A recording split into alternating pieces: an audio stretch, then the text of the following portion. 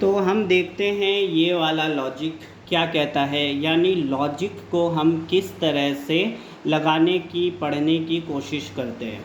यहाँ पे आपको दिख रहा होगा कि मार्केट ने एक स्ट्रॉन्ग रेड कैंडल बना के जोन का ब्रेकआउट दे दिया। यानी मार्केट ने क्या किया, नीचे के जोन का ब्रेकआउट दिया। तो जब इतने ज़्यादा स्ट्रॉन्ग रेड कैंडल के साथ सपोर्ट का ब्रेक होगा तो लोग क्या करेंगे, यहाँ पे बहुत सारे लोग रिटेलर सेल करेंगे इस स्ट्रॉन्ग रेड कैंडल को देखकर। और ये गैप डाउन खुली है, यानी पहले से और नीचे खुली है, तो इससे भी क्या है, लोग सेल साइड की ट्रेड करेंगे। नाउ यहाँ पे मार्केट ने क्या किया, सारे सेलर्स को इनवाइट कर दिया, यानी बुला लिया कि भाई देखो मेरा मूड जो है वो नीचे जाने का है। तो सारे लोग मार्केट के साथ अपना मूड बनाएंगे। इतना ज़्यादा गैप डाउन मार्केट खुला और खुलते ही एक स्ट्रॉन्ग रेड कैंडल के साथ नीचे आ गया, वो भी जोन का ब्रेकआउट करते हुए, सपोर्ट का ब्रेकआउट करते हुए। जिस सपोर्ट से मार्केट ऊपर गया था उस सपोर्ट का डायरेक्ट इसने ब्रेकआउट किया। तो यहाँ पे हमको ये बात मालूम चल रही है कि यहाँ पे जो सेल करने वाले हैं, सेलर्स हैं, उनको मार्केट ने इनवाइट किया, बुलाया, क्योंकि खुलते ही मार्केट ने एक अच्छे खासे सपोर्ट का नीचे रेड कैंडल के साथ ब्रेक किया।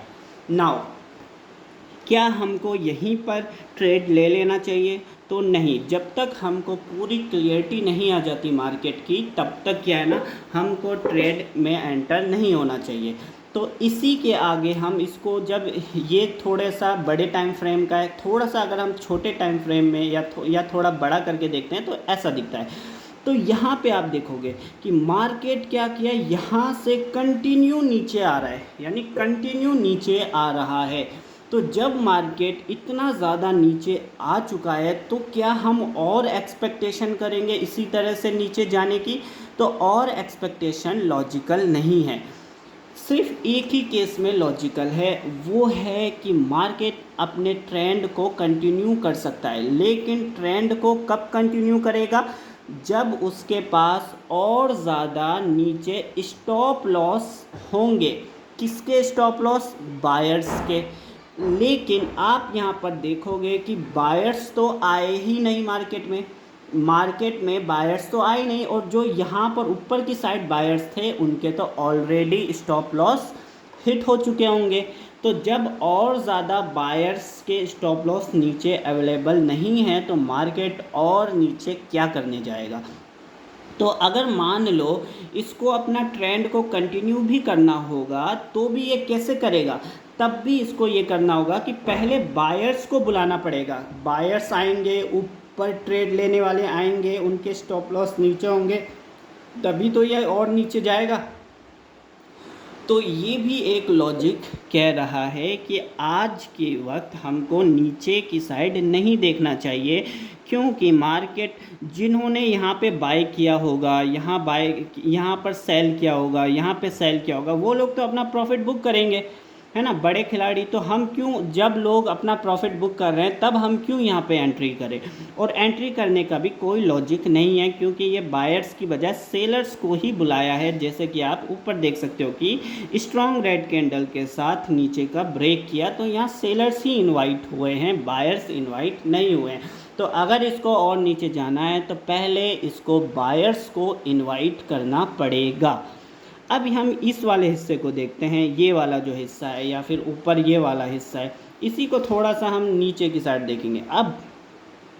अब देखो यहाँ पे ये ब्रेकआउट दिख रहा होगा, लेकिन हकीकत में ये नहीं हुआ। यहाँ पर आप देखोगे या ऊपर देखोगे, ब्रेकआउट नहीं हुआ। अगर मार्केट ये ब्रेकआउट हो जाता, मान लो कि अगर ब्रेकआउट हो जाता तो यहाँ पे बायर्स आते, जब बायर्स आते तो नीचे स्टॉप लॉस होते, तो मार्केट नीचे जाता। लेकिन यहाँ पर तो ब्रेकआउट हुआ ही नहीं ना। मार्केट ने रेसिस्टेंस पर ही क्लोजिंग दे दी, और रेसिस्टेंस पर कौन आता है, रेसिस्टेंस से मार्केट नीचे गया तो सेलर्स आए होंगे, रेसिस्टेंस से नीचे गया तो सेलर, रेसिस्टेंस से नीचे गया तो सेलर्स।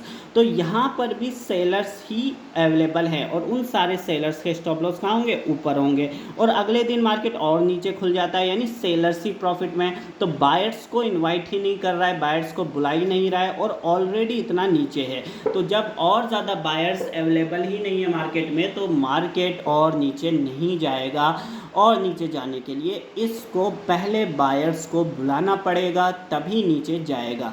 इस तरह से हम लोग क्या है ना, लॉजिक लगाते हैं, चार्ट को पढ़ने की कोशिश करते हैं। अब आगे का सिनेरियो देखते हैं। अब ये देखो, यहाँ पर जो आप पीछे देख सकते हो, ये वाला जो केस है, ये वाला, इसी को हम थोड़ा सा छोटे टाइम फ्रेम पर अगर देखेंगे 1 मिनट 3 मिनट, तो इस तरह से दिखेगा। अब यहाँ पे आपको क्या दिख रहा है, मार्केट खुलते ही नीचे आ गया, और फिर मार्केट ने क्या किया, एक लोअर लो बना दिया, यानी ये स्विंग बनाया और थोड़ा सा पुल बैक लेके इस स्विंग का भी ब्रेकआउट कर दिया। तो जब इस स्विंग का ब्रेकआउट होगा तो यहाँ पर क्या है, सेलर्स की लिक्विडिटी ग्रैप होगी। लिक्विडिटी ग्रैप मतलब बहुत सारे सेलर्स अवेलेबल हो जाएंगे, और उन सारे के स्टॉप लॉस कहाँ होंगे, ऊपर होंगे।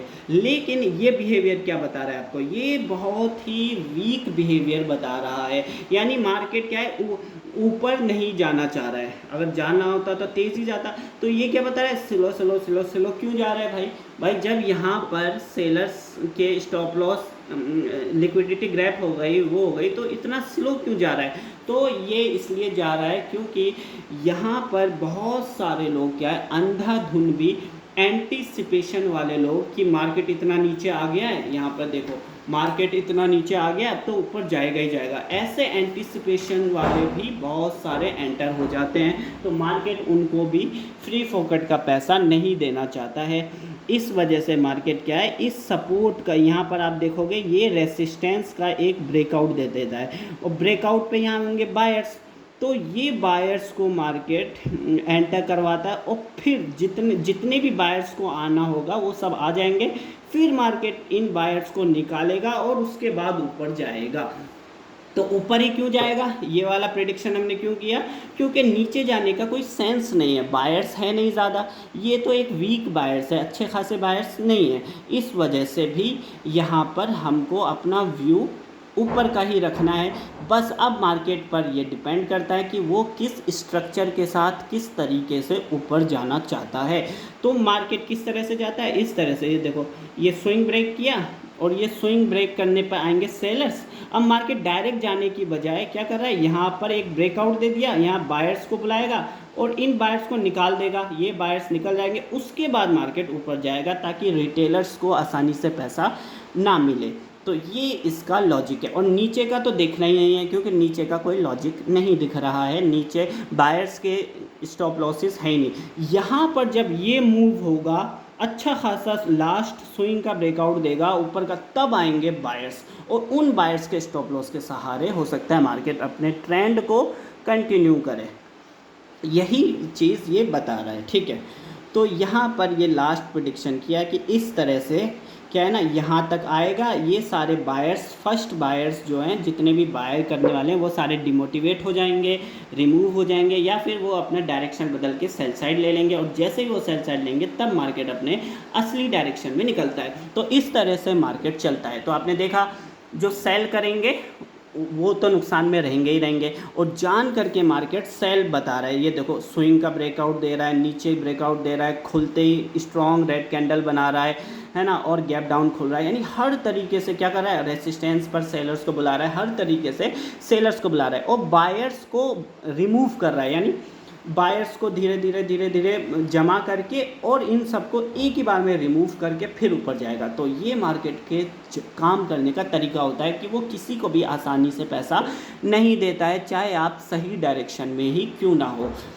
तो अगर आप इस लॉजिक को समझोगे, इस स्ट्रक्चर को समझोगे, काम करने के तरीक़ों को समझोगे, तब ही जाके आप क्या है ना मार्केट से प्रॉफिट बना पाओगे। वरना आप इस पूरी प्रोसेस में, ये जो पूरी प्रोसेस में कहीं पर भी ट्रेड ले लोगे ना, आपका स्टॉप लॉस हिट ही होगा और आप नुकसान में ही रहोगे, जब तक कि आपको सही से मार्केट की एक एक मूव पकड़ में नहीं आएगी, लॉजिक के साथ नहीं आएगी। तो अब यहाँ फाइनली जब मार्केट यहाँ पे आएगा हमारा, तब हम क्या है कॉन्फिडेंटली, दुनिया भर के बायर्स तो रिमूव हो जाएंगे, दुनिया भर के लोग सेल साइड चले जाएंगे, तब हम क्या है आसानी के साथ यहाँ पे ऊपर का ट्रेड ले सकते हैं। तो इस तरह से मार्केट क्या है ना काम करता है, लॉजिक के साथ और ट्रैप के साथ।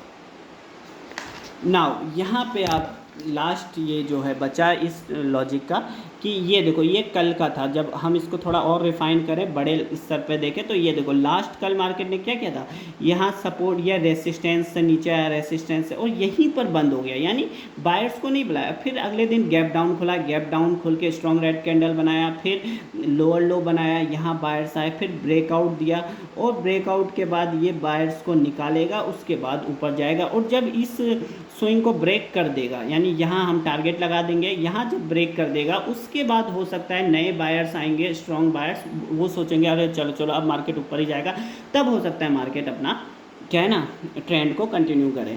ठीक है, और जैसे कि ये हो गया, अगर मार्केट इस पूरे मूव के 50% तक रिकवर कर लेता है, टाइम पास कर लेता है, तब तो हम अपना पूरा व्यू ऊपर का बना लेंगे। यहाँ पर जो हमको ट्रेड लेना है ऊपर का, एक छोटा सा ट्रेड लेना है, क्योंकि लॉजिक के मुताबिक ये कह रहा है, हो सकता है मार्केट 38% से अपने ट्रेंड को कंटिन्यू कर दे बायर्स को बुला के, है ना, हमको ट्रैप नहीं होना है। अगर 50% पे टाइम पास करेगा तो ही हम ऊपर का दिखेंगे।